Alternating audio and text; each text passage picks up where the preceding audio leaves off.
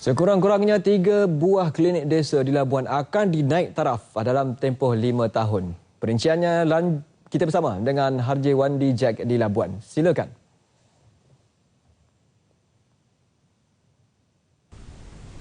Terima kasih. Salah sebuah klinik terlibat adalah Klinik Desa Berbuluh yang akan dinaik taraf kepada klinik kesihatan dalam tempoh rancangan Malaysia ke-11. Menurut Pengarah Jabatan Kesihatan Labuan, Dr. Ismail Ali, naik taraf itu sejajar hasrat kerajaan untuk memberi perkhidmatan kesihatan yang menyeluruh dan berkualiti kepada masyarakat setempat. Jadi Klinik Desa Berbuluh adalah salah satu klinik yang telah terpilih oleh kerajaan melalui ICU lah yang diluluskan untuk projek naik taraf Klinik Desa Berbuluh ke KK 5, jenis 5. Klinik Desa Berbuluh ini perlu dinaik taraf kerana populasi penduduk yang semakin meningkat melibatkan 14 kawasan kampung dan taman perumahan. Selain itu, klinik yang siap dibina pada 1968 serta sering mengalami banjir setiap kali hujan turun tanpa henti memerlukan pembinaan klinik baharu. Setelah siap dinaik taraf kepada klinik kesihatan, klinik ini berupaya menampung seramai 100 hingga 150 pesakit setiap hari berbanding ketika ini hanya 30 hingga 40 pesakit.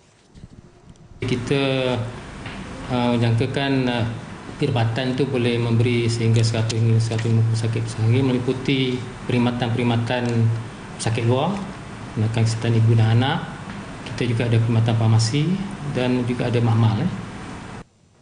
Menerusi peruntukan RM20 juta, projek naik taraf itu dijangka bermula pertengahan tahun ini dan siap selewat-lewatnya awal 2018. Sementara itu, Jabatan Kesihatan turut merancang membina 3 buah lagi klinik kesihatan di sekitar Labuan dan 2 daripadanya melibatkan program naik taraf klinik desa. Bagi Labuan, kita melihat dari segi pertumbuhan penduduk dan pembangunan. Jadi kemudahan kesihatan kena selarilah. Jadi kita di Jabatan Kesihatan memang telah membuat perancangan tahun 2025 kita memerlukan sekurang-kurangnya ada 5 klinik kesihatan.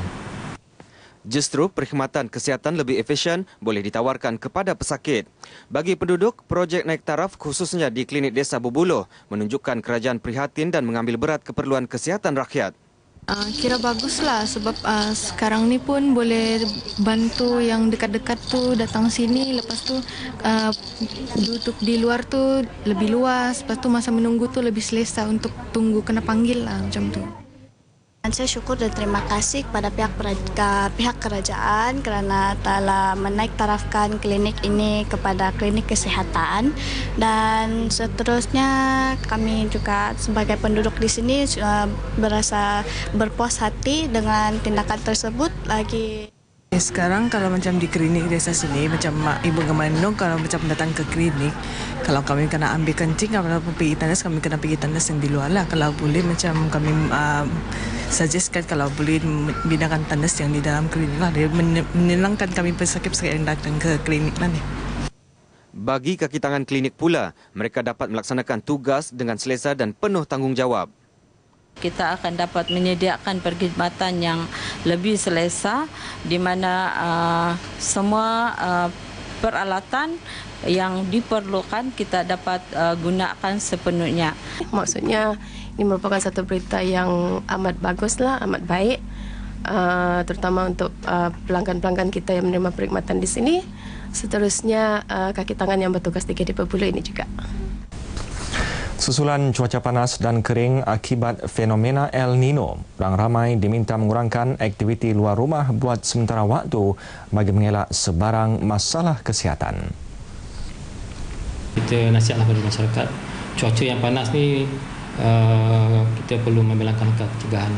Jadi antaranya seperti biasa kita nasihat adalah minum air masak ataupun air mineral lah, air yang banyak dan seharilah banyakkan minum air mineral.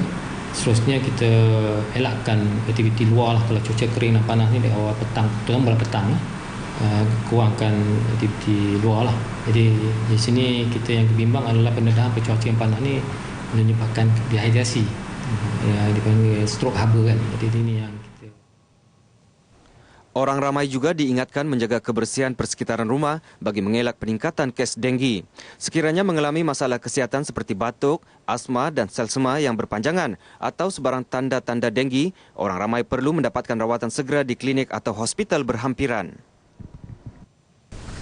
Laporan tadi mengakhiri paparan berita dari Labuan. Kembali semula bersama rakan penyampai di Angkasa Puri.